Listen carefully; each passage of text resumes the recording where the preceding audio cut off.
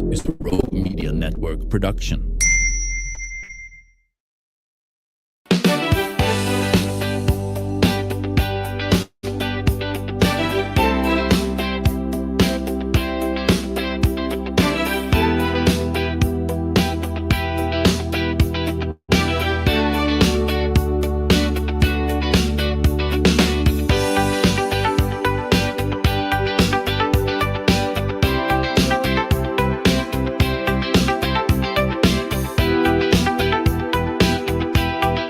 Welcome back to the show. If you've been keeping up with me at any point in time, I love the village of Salado. It's one of my favorite places to go and visit, to shop. It's just my happy place. I like to refer to it. Salado Creek, of course, is iconic. And I've become aware that creek and the quality of the water in it is under threat. So we're going to take kind of a deep dive, if you will, into the situation surrounding Salado Creek. And I'm just delighted to have some of the heavy hitters with us. Of course, Tiffany Schreiner, who you've been on the show several times. And we've already kind of set up, what we're doing with this grassroots effort that you have founded. Called Save Our Creek. We're also delighted to have Jim Lassiter here with us, who is an alderman for the village of Salado.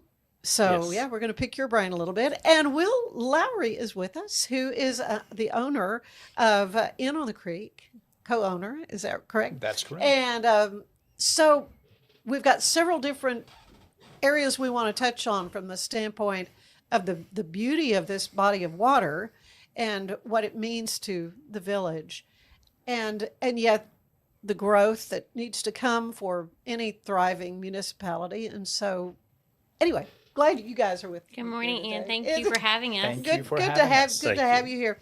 Well, let's begin here. What does protecting the quality of the creek really mean in practical terms? And I think I'll start with Jim on that. The practicality of it all is that the history of Salado really started with the creek in the early 1800s, before the railroads came, before people came except the Indians, and it has become a very it's part of the culture of Salado. It's part of its history, a big part of its history. Chisholm Trail, Stagecoach Inn, all those things that have made it famous for well over 100 years. So with respect to the creek itself, the quality of water is important, not only for the children who swim in it in yeah. the summertime. Lots of kids See come them there. in it all the time. Yeah. Yes, it's a backbone of the backbone of Salado's history and culture. It just starts right there, and it's really a great place. Yeah.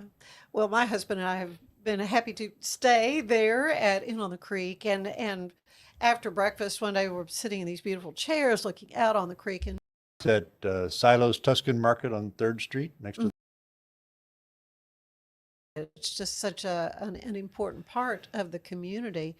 Your thoughts about?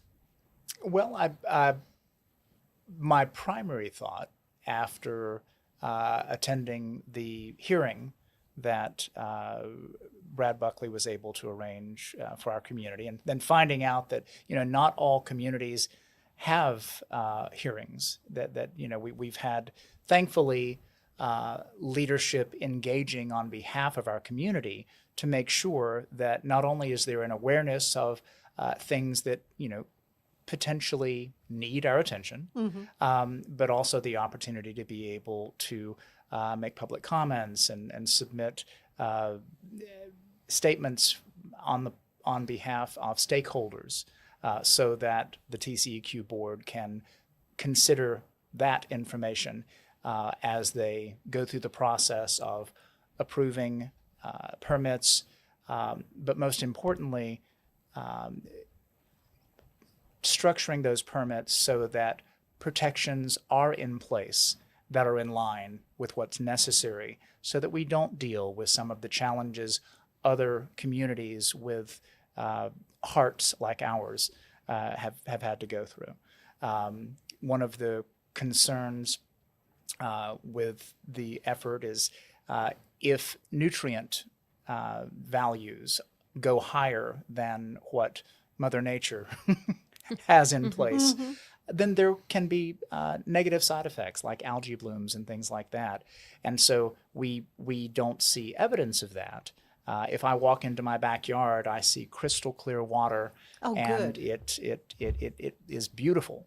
Yeah. But you want to keep it that way. Exactly. So I think it's important to know that, we have an opportunity to be proactive. By attending that hearing, what I was most encouraged by is there is tremendous unity in our community to engage in that proactive fashion, so that, suddenly we're all becoming just a little bit more educated regarding what could happen. We are all reading up more online than we probably ever have regarding, what you're going to know a lot more do about nutrients mean, and how can it have a negative impact. And, sure. So I'm actually very encouraged because of the unity that I see within our community. To me, there's a lot of reason to be very optimistic. But I think our community is focused on being good stewards. It's very important that, our culture focuses within the community of preserving the heart of that community, and Salado Creek is arguably that heart. Yeah, for sure. Tiffany, if you would just kind of in a nutshell explain what the issue is, what the threat might be from. I'll do my best, Ann. Okay. As I've shared with the folks in this room and with what we're now calling the founding guardians of Save Salado Creek, there are 6 of us. You'll meet all of them before it's all said and done. That's for sure. We all feel that we've sort of begun, as Will just said, really delving into the scientific facts that are on the table, and how those translate for our precious community. When Will says nutrients, and to my understanding, it's specifically phosphorus, and what those phosphorus levels are and what they mean in terms of algae blooms and algae growing in the creek, and how that then changes the landscape of our creek banks and of our waters.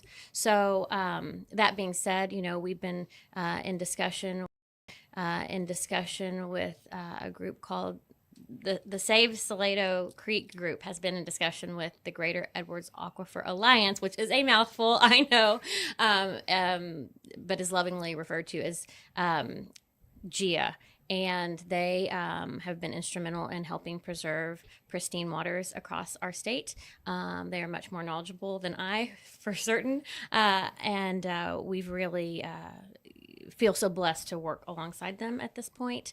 Again, it's kind of like having to go to law school and environmental science doctoral level degree to really understand the nature of what's happening. But what I can tell you, Ann, is that, as Will just said, and Jim, and thank you all for being here today too, from the bottom of my heart, I come from a 7th generation Bell County family. Jim and Dory Spomer were my grandparents. And as my grandmother, used to say, I'll be darned if my kids and grandkids and these precious families that I love so much in Salado and our friends here and their kids and grandkids don't get to have the beautiful, enchanting, Mayberry-esque experiences that we've all had. And you can't do that in water that's not there or isn't safe for them. And so while we believe in conscious growth, we also believe in preserving these waters alongside that. And how can we all come together